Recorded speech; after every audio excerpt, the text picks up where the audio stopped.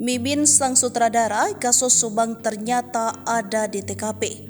Ajak dua anaknya bantu Yosef eksekusi. Prarekonstruksi kasus pembunuhan ibu dan anak di Subang memperlihatkan urutan 4 pelaku mendatangi TKP. Orang yang paling akhir datang ke TKP adalah Mimin. Danu mengaku tidak tahu Mimin datang dari mana.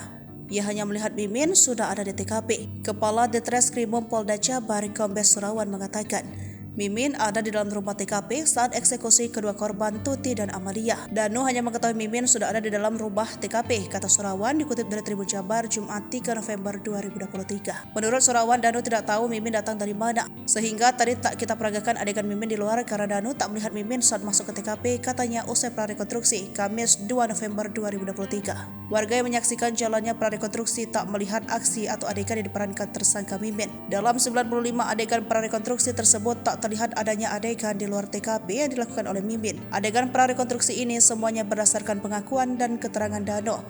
Tak ada yang ditambah-tambahkan. Surawan mengatakan kedatangan keempat tersangka di TKP mulai pukul 9 waktu Indonesia bagian Barat.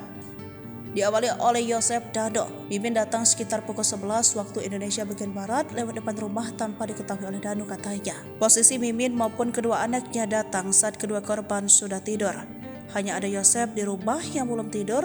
Selanjutnya datang kedua anak Mimin disusul Mimin ibunya. Surawan menegaskan bahwa keempat pelaku masih belum mengetahui perbuatannya dan menolak keras apa yang diungkapkan oleh Danu.